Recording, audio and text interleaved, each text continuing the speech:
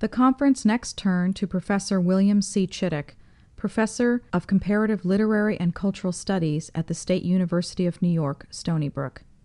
In his talk, The Traditional Approach to Learning, Professor Chittick delivered an intriguing look into how one ancient tradition, Confucianism, considers the purpose of education to be a profound awakening of each individual, and how other traditions, particularly Islam in this case, have a similar perspective.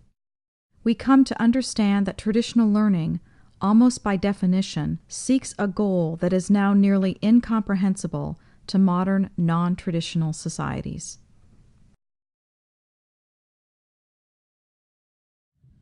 I want to begin by quoting Mencius, the second great sage of the Confucian tradition. Mencius said, "The way of learning is nothing other than to seek for the lost heart." The word here for way is Tao, which everyone knows is the key concept in Taoism, but not everyone realizes it plays an almost equally important role in Confucianism as it does in Chinese language Islam. One of its meanings, as in this text from Mencius, is the road or the path or the process, the road you need to follow to accomplish the goal. The goal in this case is learning. For the time being, we can take the word learning to mean in Chinese what it means in English, to gain understanding. I prefer not to say to gain a knowledge, though the word also means that, because nowadays people tend to confuse knowledge with facts and information, with the idea that we are here to become successful in our lives and careers. But it does not tell us why we should care about our lives and careers. It does not have the means to ask the big questions like, why are we really here? What is the meaning of life? Instead of addressing questions like this, modern learning focuses on the acquisition of knowledge that has no relevance to our fundamental task in life, which is to become truly human. In the Chinese language, gaining the truly important knowledge used to be called the great learning, dashui. In the traditional context, to learn something means to come to understand it, and to understand the big issues of life demands engaging in the quest for the great learning. The goal of that learning is to fit all things into the overall picture and thereby make sense of them.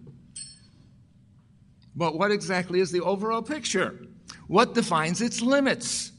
In order to gain real understanding of things, we need to know that picture.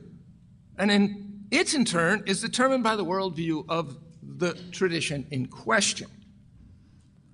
For those who are active and engaged members of the tradition, the worldview shapes and forms their tacit assumptions about life and living, their attitudes toward people and things, and the goals that they set for themselves.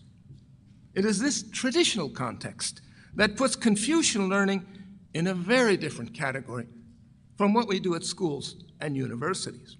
Let me come back to the saying of Mencius. The way of learning is nothing other than to seek for the lost heart. The key to grasping what he means here lies in the word heart. In books on Chinese thought, this word is usually translated as mind. More recently, many scholars say heart and mind, or mind and heart. The Chinese character refers in the first place to the fleshly heart, the physical organ, but generally it designates the seat of our personhood. Classical Chinese thought uses the term in the same way that it used to be used in other pre-modern civilizations, to designate the locus of consciousness and awareness, the deepest recesses of selfhood, the point of contact between the divine and the human. Islamic texts like to quote a saying that is attributed to the Prophet, who tells us that God says, "My heavens and my earth do not embrace me, but the heart of my believing servant does embrace me." In this traditional sense of the word, heart refers to a power of intuitive intelligence and spiritual awareness that transcends rational processes and unifies the knowing subject with the known object. When the word is translated as mind, it is typically done so to follow modern usage, according to which the mind pertains to the rational, discursive, and analytical functions of the human self, and the heart refers to emotions and feelings. In traditional thought, however, such cognitive functions, the rational functions, while rooted in the heart, pertain only to the more external aspects of its engagement with reality, those that support duality, difference, and otherness. In contrast, understanding that pertains to the true heart brings about unity and sameness. Now, let me provide a typical example of discussion of the heart from the Confucian tradition. The ancient classic, called the Book of Rites, tells us that man is the heart of heaven and earth. In explaining what this means, the great 16th century Confucian master, Wang Yaming, says that the heart is spiritual clarity, or luminous unitary intelligence. And it is the reality that lies behind all appearances. Among the myriad things between heaven and earth, only human beings have access to the heart. One writes, I quote, "We know then that in all that fills heaven and earth there is but this spiritual clarity. It is only because of people's forms and bodies that they are separate. My spiritual clarity is the Lord ruler of heaven and earth, of spirits and demons. Separated from my spiritual clarity, there will be no heaven and earth, no spirits and demons, no myriad things." Now, but what does Mencius, who was writing more than 1,000, almost 2,000 years earlier, what does Mencius mean by the lost heart? If we say in modern English, with no explanation, that someone has lost his heart, we mean he's fallen in love. And if we say that he's lost his mind, we mean he's gone mad. But Mencius is not talking about love or madness. Certainly not in these senses of the word. His primary point is that learning should be focused on recovering the most precious dimension of our own being, something of utmost importance to us. We had that precious something, but now we have lost it. So our human task is to find it again. In short, Mencius is lamenting the situation of most people who have lost touch with the innate luminosity and inherent goodness of the human heart that the Chinese call Ren. Humanity, human-heartedness, humaneness, benevolence. You'll find many attempts at translations of Ren. The problem is it's the key virtue in all of Confucianism. It's the key concept in the whole Confucian tradition because it designates our true human nature, authentic goodness and virtue. And according to the Confucian tradition, all efforts should be focused upon achieving it. As Tu Wei Ming, whom Dr. Nasser also mentioned, among others, reminds us, the whole Confucian tradition is focused on achieving this Ren, which or as he puts it, this is one of his favorite phrases, on learning how to be human. We are not born human, nor do we just grow up to be human. Rather, Ren is a spiritual quality, a luminous clarity, an ultimate goodness that needs to be pursued. For Mencius, the lost heart is nothing other than this true human nature. This becomes clear when we quote his saying in its context. Grand, he says, is man's heart, and righteousness his road. Sad indeed. It is to neglect the road and not to follow it, to lose the heart and not to know enough to go after it. When someone loses his chickens and dogs, he knows enough to go after them. But when he loses his heart, he does not know enough to seek for it. The way of learning is nothing other than to seek for the lost heart. Now, given that our understanding of the significance and role of learning depends upon our worldview, I need to take a rather lengthy detour now to clarify the Confucian and Muslim worldviews. Crazy thing to do, but I'll do my best. In doing so, I am still trying to look through the eyes of the Chinese Muslims who began writing about their religion in the Chinese language in the 17th century. Those scholars were happy to accept the general Confucian worldview, and they praised its focus on bringing personal and social life into conformity with the Tao of heaven and earth, a goal that they understood to be exactly parallel to Islamic teachings. Nonetheless, they did not find Confucianism sufficient in its explanations of the human situation in the universe. You might think that the Muslim critique of Confucianism was based on the fact that Confucianism does not talk about a personal God, in contrast to Islam. In fact, however, the Muslim scholars, who were well trained, by the way, also in Confucianism, not only in Confucianism, but also in Taoism and Buddhism, they had no difficulty accepting basic Confucian notions about the supreme principle, the real substance, the ultimate truth. These are standard Chinese terms. They had countless parallel discussions from which to draw in their own Arabic and Persian texts. So they found nothing strange about this impersonal depiction of the ultimate real, of God. Now, it may be useful here to recall that the Islamic worldview is built on three basic principles. The first is Tawheed, the assertion that God is one. The key to the meaning of God's oneness, however, is found in the formula of witnessing, the Shahada, the first pillar of Muslim practice and the foundation of faith. To be a Muslim, as everyone knows, one begins by acknowledging there is no God but God. The words of Tawheed, the words of unity. Tawheed, unity, has two basic implications. These become clear when we insert any of the so-called 99 names of God in the formula of Tawheed. God is powerful, so there is none powerful but God. God is merciful, so there is none merciful but God. God is loving, so there is none loving but God.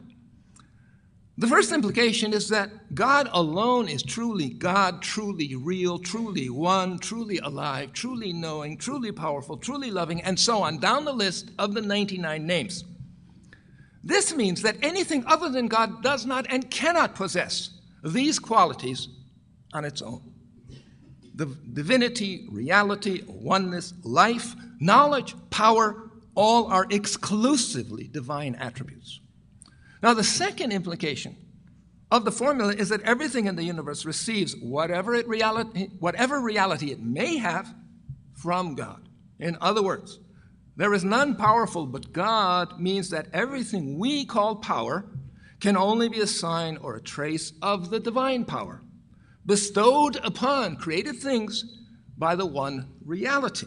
Thus, the whole universe is, in terms of the Quran, a vast collection of signs, ayat, pointing to God as the ultimate reality and supreme principle. It is perhaps worth stressing here that this way of thinking about God does not allow for any real break between the divine and the human, or God and creation. Yes, God is infinitely transcendent, but he is also omnipresent.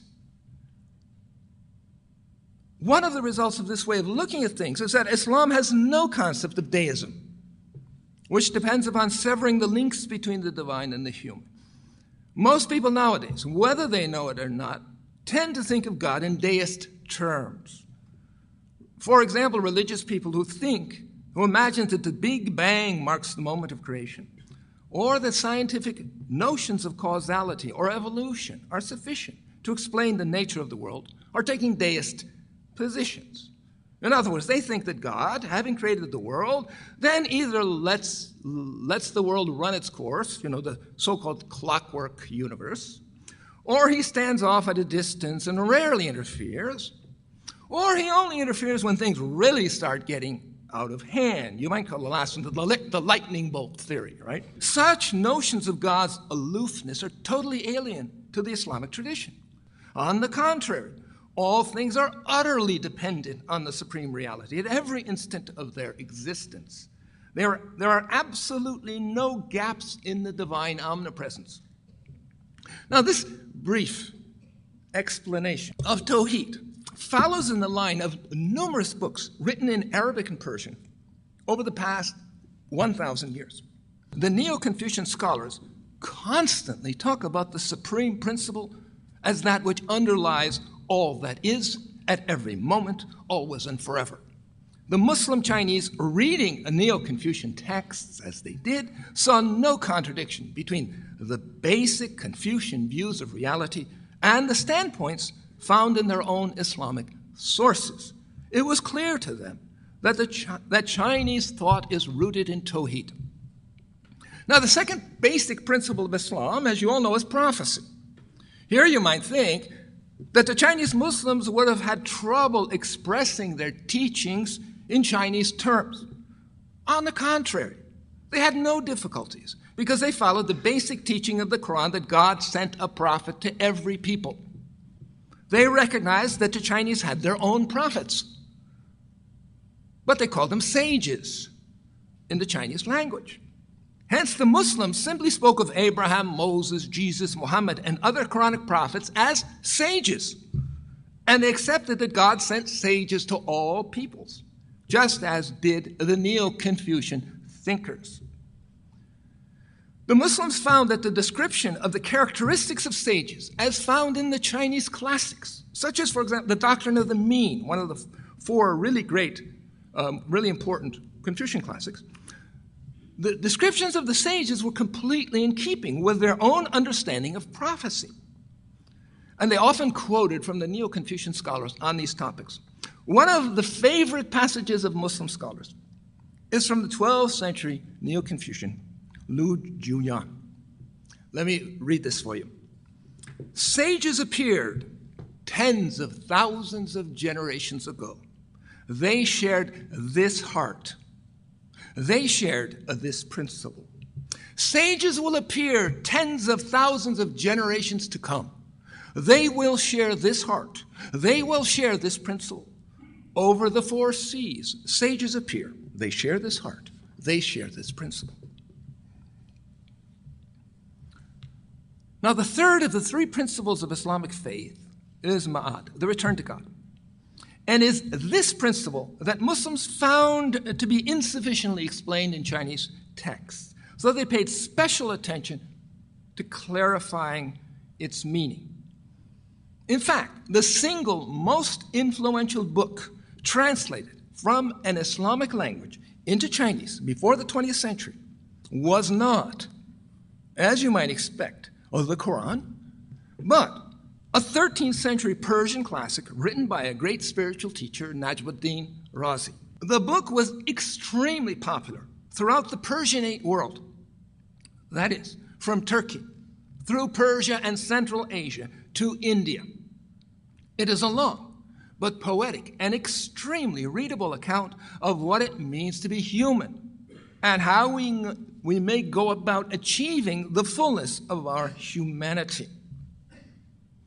The title of the book translates as this: the path of the servants, human creatures, the path of the servants from the origin to the return. That this book focuses on the third principle of Islamic faith, the return to God, as indicated already by its title. Moreover, it follows the Quran by discussing the return to God in terms of the origin from God. The basic meaning of this third principle of faith is that people go back where they came from, which is the presence of God. Now you might say, doesn't Islam teach that everyone ends up in either heaven or hell? The answer is yes. But we only get there first by meeting God. We meet him in terms of his names and attributes. If we meet him as merciful and forgiving and beautiful, then certainly we will end up in paradise. But if we meet him as just, wrathful, and vengeful, we will not be so fortunate. How we meet him depends on how we live our lives. One cannot stress too much that the notion of origin and return is central to Islamic thinking. Without understanding it, people have no orientation. Moreover, we should not forget that it is simply an application of the principle of Tawheed, which tells us that everything comes from God, everything is sustained by God, and everything goes back where it came from. For the Chinese Muslims, seeking for the lost heart meant trying to recover one's original situation with God. According to the Quran, after creating the universe with its myriad kinds, including not only plants and animals, but also angels and demons, God created Adam. That is the original human being, or human beings in general. Moreover, he created Adam with a purpose in life, that is to be his vicegerent, or representative on earth. This issue of human vicegerency, which Dr. Nass has already spoken about, is central to traditional Islamic thinking. If we can understand what a vicegerent is, then we can understand why God created us. Vicegerency is the answer to the big questions. Why are we here? What is the purpose of life? So, what exactly is a vicegerent? In the passage of the Quran where God says that he has appointed Adam as his vicegerent, it also says that God taught him all the names. These are the names of all things, including the names of God. We cannot live up to the proper function that God has given us, that of representing him, if we do not know his creation and if we do not know him. After all, name here does not simply mean designation. God did not bestow on Adam encyclopedias of information. He gave him understanding. When Adam came to know all things, he was aware of their realities and the significance of their realities. He understood them in their big context. From the outset, he was given the great learning, which allowed him to know the exact significance of every form of small learning.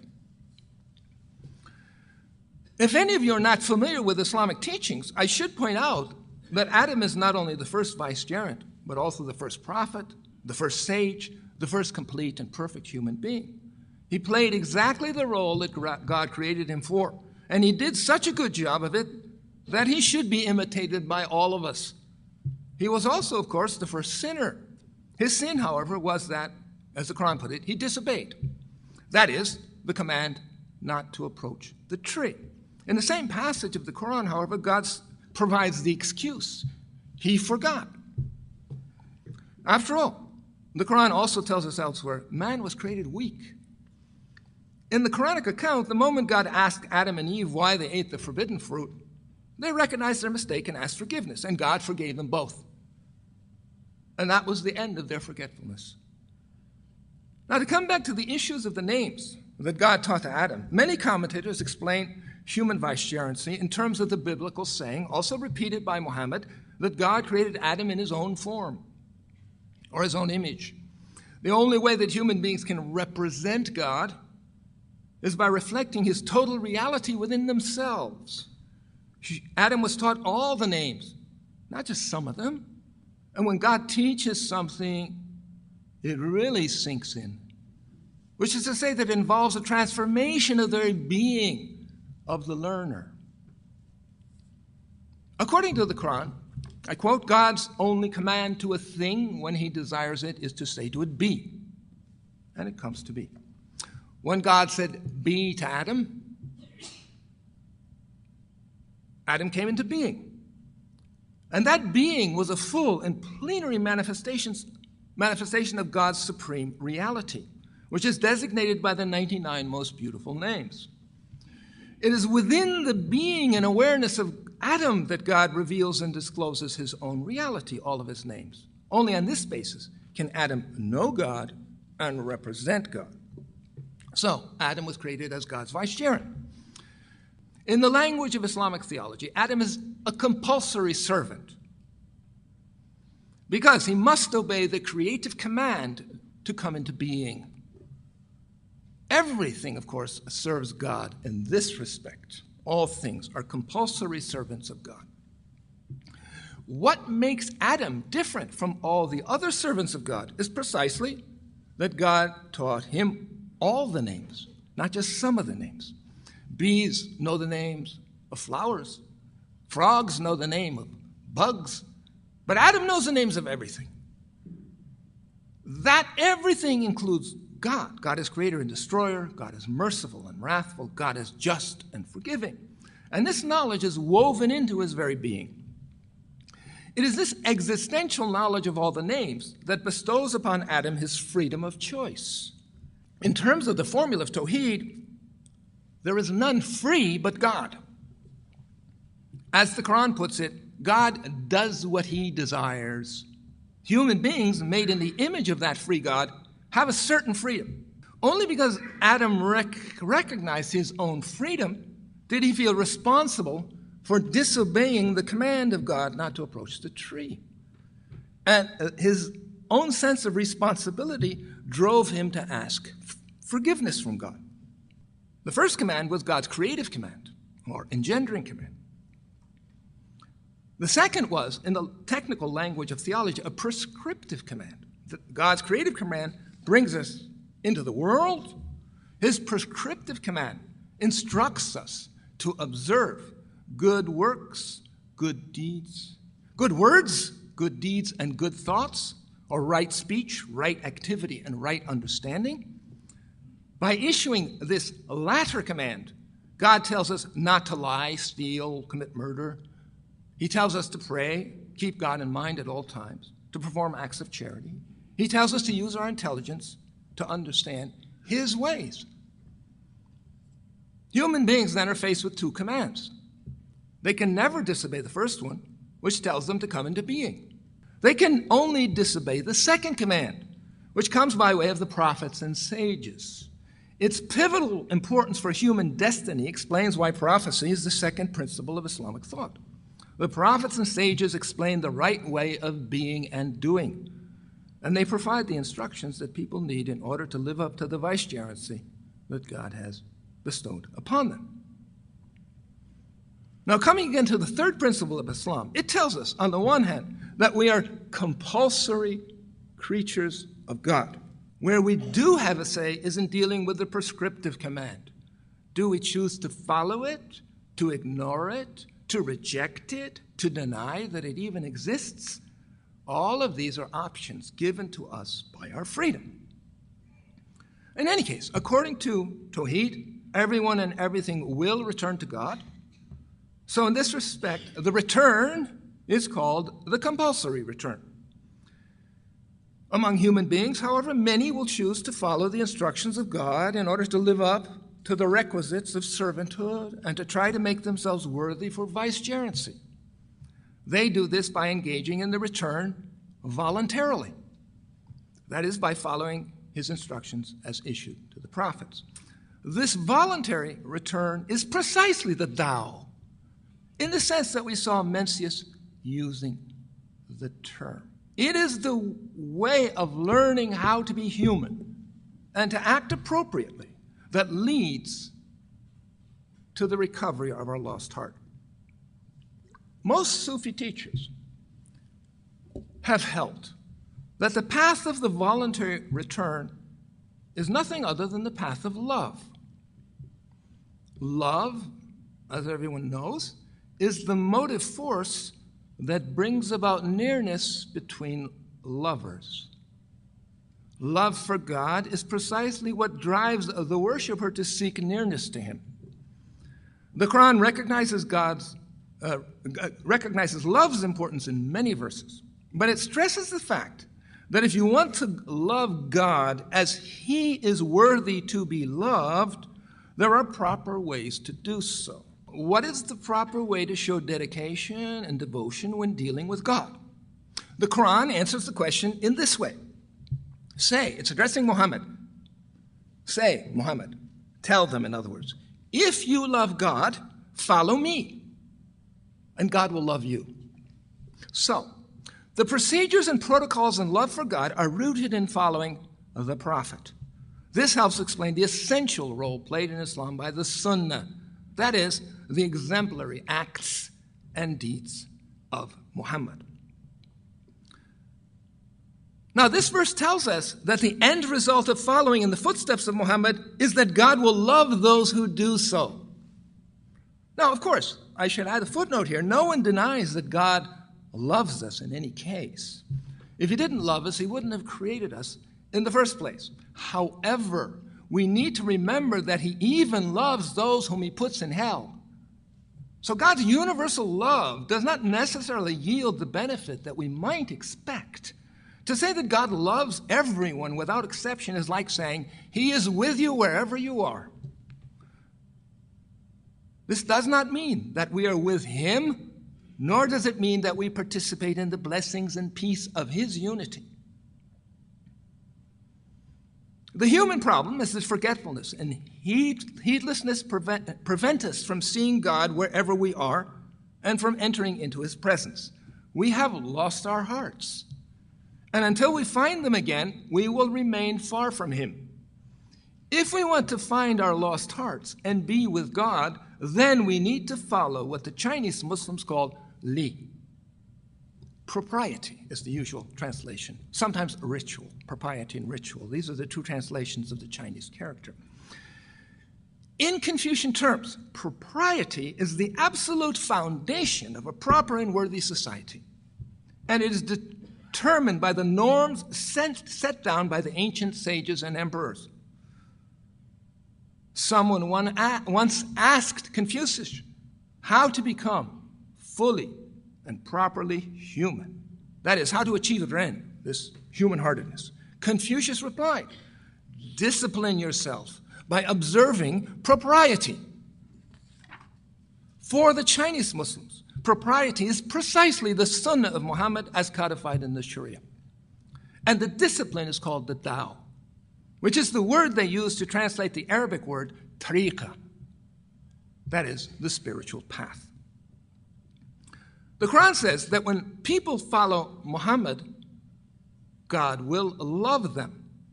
When God does love them, what happens then? Here, a well-attested hadith provides the answer. The hadith is of the Qudsi or holy type, which is to say that the Prophet is quoting, again, the words of God. In the hadith, God tells us that his servant follows the path of the voluntary return by observing the obligations laid upon him by the prescriptive command. He may achieve, when he does it, he may achieve the presence with God. Here I quote from the hadith, my servant, God is speaking, my servant never ceases drawing near to me through voluntary works until I love him. Then, when I love him, I am his hearing through which he hears, his sight through which he sees, his hand through which he grasps, and his foot through which he walks. We see here that when the servant follows Muhammad out of love for God, then in loving him back, God becomes somehow indistinguishable from the servant. It certainly points to a mysterious conjunction between the divine and the human, a conjunction that occurs first of all in the heart. This conjunction is possible only because people were created in the full and plenary image of God, so they can love God as God, not simply as provider or benefactor or forgiver or some other specific name. In the case of love for God, he knows perfectly well the secrets of our hearts. So he becomes the hearing and seeing only of those who truly love him for his sake alone. That is a rare situation indeed. So the only sure examples we have of those who have achieved it are the prophets and the sages, such as Muhammad and Confucius. Many Muslim thinkers refer to the lost heart by the Quranic term fitra, original creation. Fitra is a divine form that God bestowed upon Adam when he created him. Or it is the divine spirit that, according to the Quran, God blew into the clay of Adam in order to bring him to life. Now, any discussion of origins and original things and the original heart in Islam has everything to do with explaining how God created the universe in stages, beginning with the invisible divine spirit, which is the breath of God that he blew into Adam. This spirit, this first creation of God, is called by many names, such as the first intelligence or the supreme pen or the Mohammedan reality. It is a single reality that is aware of all things, and it is this that gave Adam his knowledge of all the names. Or we can say that the first spirit is the creative command of God, his word, be, to all things. The Chinese Muslims have this last interpretation in mind, I think, when they call this spirit, as they often do, the mandate of heaven. What is perfectly obvious to all Muslim thinkers is that human beings, in coming into this world from the divine command, begin as invisible spirits. The movement goes from spirit to body, from life, true life, to death, from consciousness to unawareness. It is commonly called the descending arc of existence. The Chinese Muslims called it the former heaven. That is, the heavenly realm where we existed before our entrance into the earth. Once we exist as embodied human beings, we begin to ascend in order to go back where we came from. The Chinese Muslims call the realm into which we ascend the latter heaven, because we only enter into it after embodiment. We can all see the process of ascent taking place in the growth of children toward greater understanding and self-awareness. Infants are perhaps not at first able to distinguish themselves from their environment or their bodies. Only gradually do they come to realize that they are aware and that they are distinct individuals. I can remember myself, that I think is my first real memory is, I'm me, I'm different. I'm like one of them, I think it was. Anyway, all this is part of the natural flow of existence that follows upon the creative command, be. He tells us to be humans. We're born, we start growing up. We're still moving according to nature, as the Chinese would have called it. Thus, we have two movements in human existence. First, there is emergence from non-manifestation to manifestation, from invisibility to visibility, from inside to outside, from heaven to earth, from spirit to body. Then there is a reversal of the flow of existence as things start moving from outside to inside, from immersion in the senses and bodily functions toward awareness and understanding, from constraint toward freedom, from forgetfulness and ignorance toward remembrance and awakening. It is this latter movement that is called learning. According to Islamic law, observance of the prescriptive command becomes mandatory at puberty.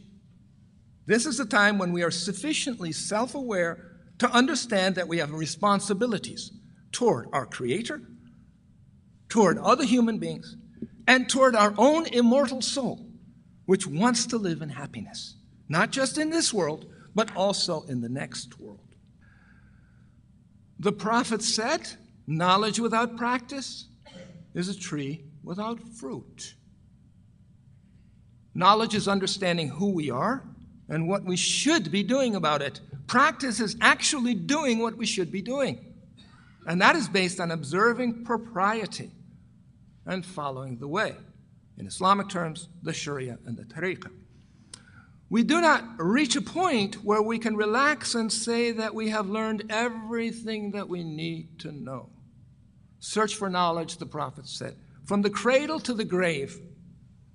The Quran even commands the prophet himself to pray with the words, "My Lord, increase me in knowledge."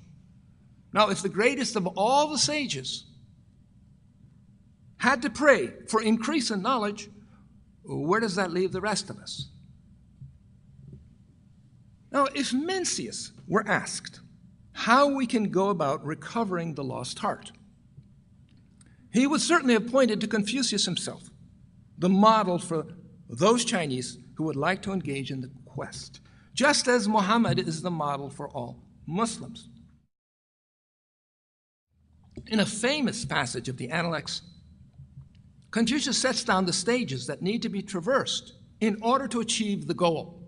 He said, "From 50, I set my heart on learning. From 30, I stood firm. From 40, I had no doubts. From 50, I knew the mandate of heaven. From 60, my ear was obedient.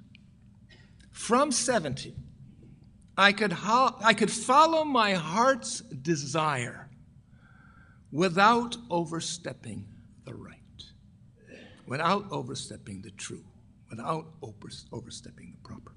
As a round number, 15 designates the time of puberty, precisely the age at which, in Islamic terms, it becomes incumbent on Muslims to follow the guidance of the Quran and the Prophet. 15 is the age when we are old enough to understand the difference between right and wrong, true and false, good and evil. It is the age at which the prescriptive command comes to determine the way we develop, rather than simply the creative command. For extremely gifted people like Confucius, it is the age of engaging in the quest for self-realization. The next stage in the Confucian path is the age of 30, when the seeker stands firm and is completely grounded in the quest for the lost heart. From 40, he has no doubts about the rightness of his quest for more understanding. In the Islamic context, 40, you'll remember, is the age when Muhammad became a prophet. And some Sufi teachers have said that it is the age of spiritual maturity, when those who travel the path to perfection are opened up to the fullness of their own human nature. At 50, the seeker comes to know the mandate of heaven, which is to say, in Islamic terms, that he knows not only God's prescriptive command, what people should do, but also his creative command, the destiny that God has doled out to his creatures. Then at 60, his ear is obedient. Perhaps this means that at the previous stage, although he knew exactly what heaven wanted from him, something of his own self-interest and self-centeredness still stood in the way of his submission to the heavenly command. Now at 60, whatever he does is in keeping with the mandate of heaven. He follows the prescriptive command in all of its details. Only at 70 does the lost heart make its explicit appearance. It is then that the seeker can follow his heart's desire without overstepping the right. There is no trace of self-centeredness left. He is firmly rooted in the prescriptive command, so what his heart wants is nothing other than what heaven wants, which is to say that there's no longer any distinction to be drawn between the prescriptive command and the creative command. God saying be to him is exactly what he does, and that's in keeping with the Sharia, with propriety. Having found his lost heart, the finder does as he desires, just like God does as he desires. For in fact, his desire and God's desire are the same thing.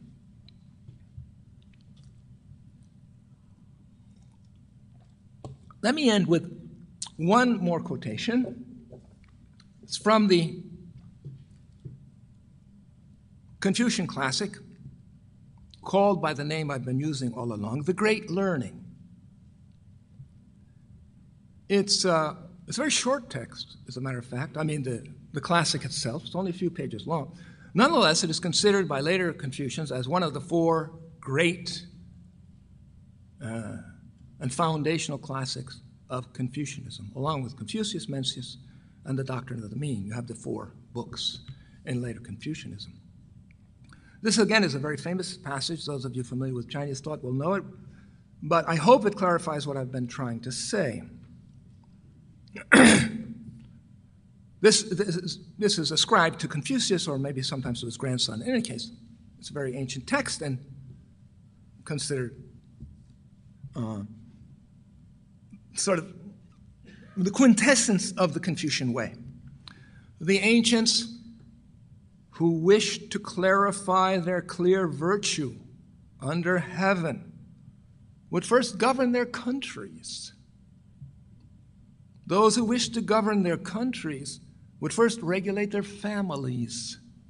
Those who wished to regulate their families would first cultivate their personal lives. Those who wished to cultivate their personal lives would first make their hearts true. Rectify their hearts, as it's sometimes translated.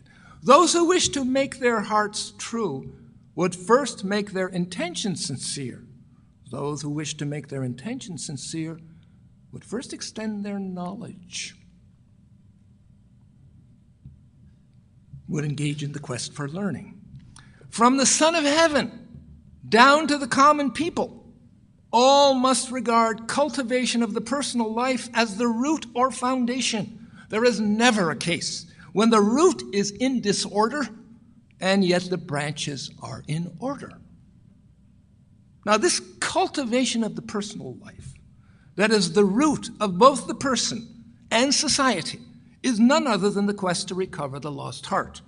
As long as we do not recover it, our lives will remain disordered and incomplete, and we will not be able to live in peace and harmony with our own selfhoods, much less with our fellow men. It is this recovery of our hearts and our rightful places in the universe that is the goal of traditional learning. Thank you.